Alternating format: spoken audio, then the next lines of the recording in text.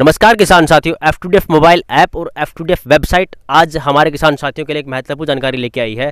आज हम बात कर रहे हैं वर्टिकल फार्मिंग की, मतलब ज़मीन पे जगह कम यूज़ करके अपनी फसल को ऊपर तक पहुंचाया जाए, वर्टिकली उसको किया जाए ताकि उसके बाद आप जो फ़ायदा है, मुनाफा है, उत्पादन है, ज़्यादा कमा सको। इसके बारे में हम जानकारी लेते हैं अंकुश तारखा जी से। अंकुश जी, पहले आप अपना परिचय दीजिए एक बार हमारे दर्शकों को। नमस्कार जी, मेरा नाम अंकुश है। मेरा गांव तारखा, ब्लॉक उचाना, जिला जींद का मैं निवासी हूं। मैं लगभग 2014 से जो प्रोटेक्टेड है, जो वर्टिकल फार्मिंग की जाती है, जो प्रोटेक्टेड नेट हाउस के अंदर है, उस पे हम कार्य कर रहे हैं। जो हमारा है, जो मोटिव है कि ज़मीन कम और उत्पादन ज़्यादा। जो अपनी ऐसे जो ओल्ड मेथड से हम खेती करते थे, उसके कंपैरिजन में मुझसे ज़्यादा प्रॉफिट हम कमा रहे हैं इसके साथ। तो अंकुश जी, हमारे किसान साथियों की बात आइएगा कि जो नेट हाउस है, जो वर्टिकल फार्मिंग करते हैं, उत्पादन अगर अगर हम बात करते हैं दूसरे से, अगर हम ये वर्टिकल फार्मिंग ना करें तो उत्पादन का डिफरेंस कितना है, कितना फ़ायदा आप कमा सकता है किसान उत्पादन के तौर पे? जैसे कि जो खीरे की, हम जहाँ पे फसल में खड़े हैं, खीरे की फसल है, अगर आप इसमें कोई भी, जैसे इसको ऊपर की तरफ नहीं लेके जाते, अपनी सिंपल वैरायटी जो ओपन फील्ड में लगाई जावा है वो लगा वहाँ, तो उसके कंपैरिजन में इसके अंदर जो प्रोडक्शन है वो 4 से 5 गुना ज़्यादा आती है। इसका फ़ायदा है कि जो इसमें जो ऊपर की तरफ जाएगा, जो उसकी जो ज़मीन से अटैच ना होते हुए इसकी जो फ्रूट की जो क्वालिटी है वो भी काफ़ी अच्छी रहती है। तो अंकुश जी, जैसे आपने बताया हमें अभी कि वर्टिकल फार्मिंग में किसान 4 से 5 गुना उत्पादन प्राप्त कर सकता है। अगर हम बात करते हैं 1 एकड़ में जो ये नेट हाउस है, इसकी लागत लगभग कितनी आती है एक किसान को? जो इसकी 1 एकड़ के अंदर 4000 स्क्वायर मीटर है, जो 1 एकड़ एकड़ के अंदर होते हैं, उसकी लागत लगभग 24 लाख रुपए के करीब आती है, जिसके में हमारी जो पूरी स्ट्रक्चर इंक्लूड है, उसके साथ साथ जो इसमें ड्रिप सिस्टम, फोगर सिस्टम वो इंक्लूड है। और इसके अलावा जो अलग आगे लागत है वो हमारी इसके अंदर पौधे लगाने की लागत आएगी, मल्चिंग करने की लागत आएगी, बेड बनाने की, वो इससे अलग लागत आती है। मतलब 24 लाख रुपए एक किसान के लिए बहुत ज़्यादा होता है, तो एक किसान कैसे इस लागत को उठा सकता है? इसको उठाने के लिए, जैसे चाहे वो एफपीओ के माध्यम से लगवाया होगा, तो एफपीओ उनके साथ अपना जो एफपीओ के साथ उनका पहले भी रिलेशन हो या नहीं, उसके साथ जुड़े हो, तो उनके साथ वो अपनी जो फार्मर शेयर है, जितना इसका जो 65% गवर्नमेंट ऑफ हरियाणा और सेंट्रल गवर्नमेंट दोनों मिला के इसके अंदर सब्सिडी देने का MIDH के अंदर प्रावधान है, तो उसमें वो अपना केवल फार्मर शेयर जमा कराएगा। उसके साथ साथ और जो खर्चा है वो खुद कंपनी या एफपीओ उठा के उसके अंदर अपनी जो स्ट्रक्चर है वो तैयार करके दे देता है। मतलब 24 लाख रुपए का जो स्ट्रक्चर है, किसान साथी को कितना पैसा खर्च करना पड़ता है, कितनी लागत आएगी, किसान खुद का शेयर कितना होगा किसान का, वो बताइए एक बार। उसमें जो किसान का शेयर है 8,25,000 रुपये फार्मर जो शेयर बनता है, और बाकी है जो गवर्नमेंट की जो सब्सिडी आज है, जिसके साथ साथ जब पहली फसल लगाई जावा है उसके लगते ही, जैसे खीरे की फसल हमारी लगी, तो उसके 2,80,000 रुपये वो फार्मर को उसके बाद में भी सब्सिडी आती है। जो उसके अंदर मल्चिंग लगती है उसमें भी 50% जो सब्सिडी आती है। अगर फार्मर के पास 8,25,000 रुपये के लगभग अपनी पूंजी है, वो एक कंपनी को दे के उसके साथ अपना MOU करके अपना जो कार्य है वो स्टार्ट करवा सकता है। तो क्या उसके ऊपर किसान भाई जो उसकी 8,25,000 रुपये, क्या उसके ऊपर उसे बैंक से लोन मिल सकता है? ऐसा कोई प्रावधान है या नहीं है अभी तक? बैंक से लोन का प्रावधान है। अपनी जो DPR रिपोर्ट हम सबमिट करेंगे, सबमिट करने के बाद बैंक उसको सैंक्शन कर देता है। और उसके साथ साथ अगर बैंक लोन के तहत लगवाना है तो NHB, नेशनल हॉर्टिकल्चर बोर्ड है, वो इसके बैंक के साथ टाई अप में लगवाता है। उसके जो प्रोजेक्ट है वो लगभग 1 करोड़ तक के जाते हैं, जिसमें जो अपना नेट हाउस हो गया, पोली हाउस हो गया, उसके साथ साथ कुछ जो उपकरण है NHB के अंदर इससे एक्स्ट्रा इंक्लूड है, जैसे अपना ट्यूबवेल हो गया, उसके साथ साथ अपना एक पैक हाउस हो गया, वो उसके साथ ही इंक्लूड है। अगर वो जैसे नेट हाउस हम अगर MIDH के तहत लगवा वहाँ, तो उसमें अपना जो पैक हाउस है वो अलग से लेना पड़ेगा MIDH में, लेकिन NHB में एक साथ है, और उसके साथ लोन भी कंपलसरी है NHB के जो जी। अच्छा, हमारे किसान साथियों को ये बात बताइएगा कि कई बार किसान साथियों के दिमाग में ये बात होती है कि नेट हाउस है, 1 साल लगाया, उसके बाद कहीं ना कहीं इसकी मेंटेनेंस नहीं रख पाता है किसान, तो उसके बारे में बताइए कि आपका जो ये नेट हाउस है कितने साल पुराना है ये जो सबसे जो जींद का सबसे पहला नेट हाउस लगा था, जो गवर्नमेंट को एक ट्रायल भी करनी थी कि वो ये हमारे जींद में सक्सेस होगा या नहीं होगा। पहले जो शुरुआत में 2005 के अंदर हम अपने जो ग्रोंडा है उसमें जो centre of excellence fruit and vegetable का बना था, जो इंडिया और इजराइल के दोनों के साथ कॉम्बिनेशन से इजराइल की तकनीक के साथ बनाया गया था। उसके बाद जो प्रसारण के लिए जींद में आया नेट हाउस, वो इस जो आप जिस ज़मीन में खड़े हैं ये पहला नेट हाउस था 2014 के अंदर। उसके बाद इसमें जो सब्सिडी थी वो एज कंपैरिजन टू अदर भी वो भी उस टाइम ज़्यादा रही, क्योंकि उन्होंने भी एक ट्रायल करना था।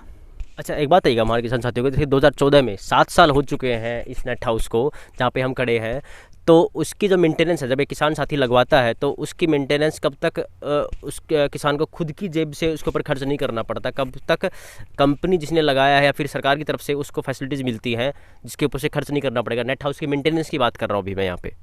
जो ये नेट हाउस है इसकी जो कंपनी के द्वारा गारंटी दी जाती है वो 3 साल की गारंटी जो कंपनी द्वारा दी जावा है। उसके अंदर चाहे इसमें कोई भी किसी तरह का पाइप क्रैक हो, अगर अपनी जो इंसेक्ट नेट है उसके अंदर क्रैक आ गया हो, किसी आंधी के कारण वो उखड़ गया हो, वो हर प्रकार की 3 साल तक वो कंपनी की जिम्मेवारी है। उसके बाद अगर किसी कारण अपनी सीट फट गई हो, अपनी जो कोई अन्य कारण हो गया, जो अपना सेड नेट है वो पुराना हो गया हो और पाइप अपने क्रैक हुए, उसके बाद जो सरकार है वो 50% सब्सिडी पे अपनी सीट रिप्लेसमेंट स्कीम के तहत इसके 50% सब्सिडी उसके बाद भी मिलती है, 3 साल के बाद भी। अच्छा, एक जो नेट हाउस है उसकी लगभग लाइफ कितनी होती है? 7 साल हमें देख चुके हैं, 7 साल बाद भी ये नेट हाउस कहीं ना कहीं बिल्कुल सही अच्छी कंडीशन में खड़ा हुआ है, तब कितनी लाइफ है एक तरह से अगर हम बात करें तो? जो इसके जो पाइप है इसमें GI जो पाइप है जिसको हम सालों साल जंग ही नहीं लगता, और उसके साथ साथ जो सीट है ये चेंज करवानी पड़ती है। वैसे लाइफ तो बहुत ज़्यादा है इसकी, क्योंकि इसके अगर जो लोहा है उसको अगर जंग लगेगा तभी वो नष्ट होगा, लेकिन इसमें GI जो पाइप है वो लगा हुआ है, इसमें जंग ही नहीं लगेगा, तो इसकी लाइफ कोई हम कह नहीं सकते हैं 20 साल 25 साल कितनी भी हो सकती है। लेकिन जो इसके ऊपर शीट लगी हुई है इंसेक्ट सेड नेट हो गया, अंदर इसके जो साइड में को एप्रन हो गई, उनकी हम चेंज करवाना पड़ता है। और जिसमें कहीं ना कहीं 50% सब्सिडी सरकार की तरफ से मिलती रहती है। 3 साल बाद पुराने को देते हैं। जी देते हैं। अच्छा किसान साथियों, एक बात और बताइएगा, अगर हम बात करें उत्पादन की, अभी आपने खीरा बोया हुआ है तो एक किसान यहाँ पे कौन सी फसलें कर सकता है? जो इसके अंदर है वो फसलें जो पोलिया उसके अंदर लगती है जिसमें पोलिनेशन सेल्फ हो, यानी जिसमें फूल के अंदर ही मेल फीमेल दोनों अपने आप, जिसको किसी प्रकार का इंसेक्ट की ज़रूरत ना हो। उसके अंदर आ गया अपनी जो खीरा आ गया, शिमला मिर्च आ गई और टमाटर में थोड़ा वाइब्रेशन हमने उसको फूल को देना पड़ता है चाहिए पोलिनेशन के लिए, वो फसलें लगा सकते हैं। और जो लीफी जिसकी जो पत्तेदार होती है जैसे धनिया हो गया, लेट्यूस हो गया, कुछ और फसलें वो भी उगा सकते हैं। उसके साथ साथ फूल भी हम इसके अंदर उत्पादन कर सकते हैं। जी अच्छा, एक बात बताइए हमारे किसान साथियों को अंत में, जो उत्पादन की अगर हम बात करते हैं, आपने कहा 4 से 5 गुना उत्पादन प्राप्त कर सकता है। पिछले 1 साल में आपने इस 1 एकड़ की ज़मीन से लगभग कितने तक उत्पादन किया है खीरे का या फिर किसी अन्य फसल का 1 साल के अंदर? 1 साल के अंदर इसमें 3 फसलें हम इजीली लगा सकते हैं। उसमें उत्पादन की बात करें तो सीजन के हिसाब से जो फसल जनवरी में और फरवरी वाली फसल लगेगी उसकी प्रोडक्शन ज़्यादा आएगी, थोड़ा रेट एवरेज रेट रहेगा। उसके बाद जो फसल हमारी जो सितंबर और अक्टूबर में लगेगी उसकी प्रोडक्शन कम आएगी, लेकिन रेट काफ़ी इंक्रीज जो ज़्यादा मिलेगा। उसके साथ साथ 3 ही इसके अंदर 3 सीजन में हम इसके फसल लगाते हैं। और हम पर प्लांट की हम औसतन एवरेज की बात करें तो 4 से 6-7 किलो तक ये पर प्लांट प्रोडक्शन दे देता है। तो पैसे की लागत की बात करते हैं तो आपने पिछले 1 साल में कितना सीजन उठाया, कितना उत्पादन उठाया, कितने पैसे का उत्पादन उठाया है एक नेट हाउस से? जो हमारी जो पिछली क्रॉप थी उसमें हमारा 4.5 किलो पर प्लांट के हिसाब से हमारी जो यील्ड इसके अंदर से निकल के आई, जिसकी जो रेट रहा हमारा 15 रुपये किलो के हिसाब से, जिसमें हमारा पर प्लांट अपनी जो कॉस्ट आई तो वो 60-65 रुपये में हमने एक पौधे से हमारी जो इनकम जनरेट हुई। हमारे जो इस नेट हाउस में हैं 10,000 पौधे लगे हुए हैं तो इसमें 6 लाख की हमारी इनकम होगी। उसमें हमारा जो 40% 35% खर्चा हो जाता है और उसके बाद जो वो नेट प्रॉफिट बचता है। मतलब इसकी बात करें, आप एक सीज़न की बात कर रहे हो 6-7 लाख रुपए एक सीज़न की, कहीं ना कि अगर हम एक किसान 2 सीज़न उठाता है तो लगभग 10-12 लाख रुपए तक का उत्पादन उठा सकता है। खर्चा भी होगा, लेकिन अच्छा एक बात बताइएगा, हमारे जो किसान साथी जो हमारे दर्शक बने हुए हैं हमारे साथ, ट्रेडिशनल खेती से ये कितना बेटर है? किसी किसान साथी को क्या सुझाव देना चाहोगे, ट्रेडिशनल खेती या वर्टिकल फार्मिंग? ये जो अपने जो ट्रेडिशनल खेती है उससे तो ज़्यादा काफ़ी हटके, क्योंकि इसमें एक पूरी तरह से अपना प्रॉपर एक अपना शेड्यूल बनाना पड़ता है कि हमने उस टाइम लगाना है, उस टाइम इसके अंदर फर्टिगेशन भी करनी पड़ती है, प्रॉपर ट्रेनिंग के साथ ये पूरी खेती की जाती है। इससे जो लगाने से पहले गवर्नमेंट ऑफ हरियाणा का जो हॉर्टिकल्चर ट्रेनिंग इंस्टीट्यूट है 4 दिन की ट्रेनिंग वो फ्री ऑफ कॉस्ट देता है।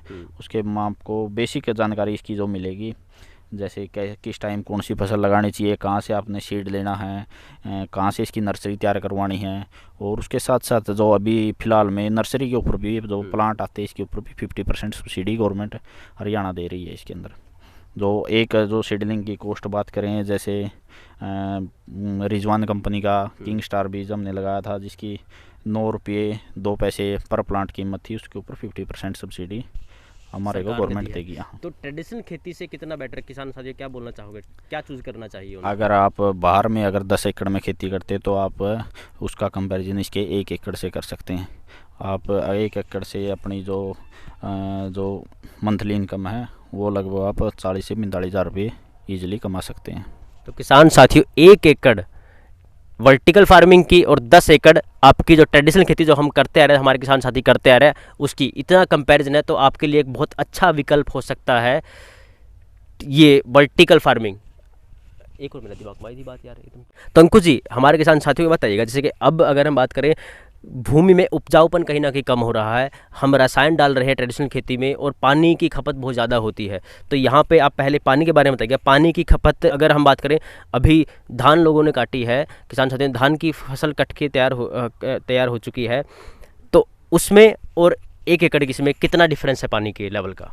जैसे कि मैंने बताया कि बाहर 10 एकड़ में आप अगर खेती करते हो तो उसकी प्रॉफिट है वो इसमें 1 एकड़ में ज़्यादा है। उसी के साथ साथ अगर जो बाहर जो 1 एकड़ में पानी लगता है उसकी उस 1 एकड़ के पानी से आप जो प्रोटेक्टेड है वर्टिकल फार्मिंग में जिसमें इसके में ड्रिप लगी हुई है उसके साथ बाहर वाले 1 एकड़ के पानी से इसके अंदर 10 एकड़ में हम खेती कर सकते हैं। जैसे अब सर्दियों की बात करें तो 15 मिनट ड्रिप इसमें काफ़ी है चलाने के लिए, पूरे एकड़ में पानी देने के लिए, क्योंकि इसमें जो ड्रिप सिस्टम है जो टपका विधि है प्लांट टू प्लांट ड्रॉप जाती है, और जो ड्रॉपर की 1 घंटे में वो 2 लीटर पानी की जो कैपेसिटी का इसके अंदर ड्रिपर लगा हुआ है, पानी की खपत काफ़ी कम है।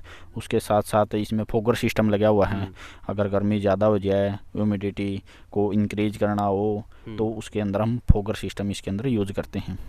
अच्छा एक बार बताइए किसान साथी को, जैसे अगर बात करते हैं यहाँ पे जो हम ट्रेडिशनल खेती में रसायन बहुत ज़्यादा डाल रहे हैं, पेस्टिसाइड बहुत ज़्यादा डालने पड़ रहे हैं, उसके बाद उसमें जो रासायनिक खाद है वो ज़्यादा डालनी पड़ रही है, जिससे कहीं ना कहीं हमारी भूमि का उपजाऊपन कम हो रहा है।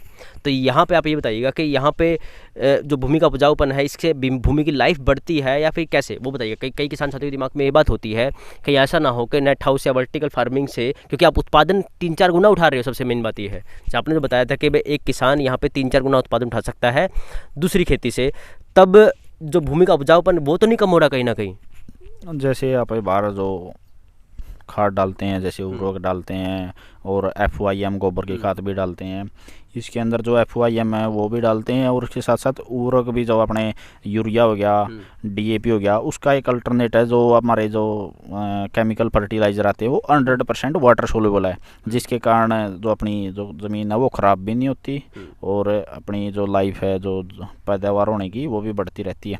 अगर जो बाहर हम जैसे DAP डालते हैं वो 100% वाटर सोल्यूबल नहीं है, क्योंकि उसमें हमारा जो मोस्टली 70-60% ही सोल्यूबल होकर उसके बाद में जो पत्थर बच जाता है। लेकिन उसका अल्टरनेट है जैसे जिसके उसके अंदर फास्फोरस होता है जो उसके लिए हम यहाँ पर उसका अल्टरनेट है जो वाइट पोटास आती है जिसको 0050 NPK की फॉर्म में आती है, वो यूज़ करते हैं जो 100% वाटर सोल्यूबल है, उसका कोई अपनी ज़मीन के ऊपर साइड इफ़ेक्ट नहीं है।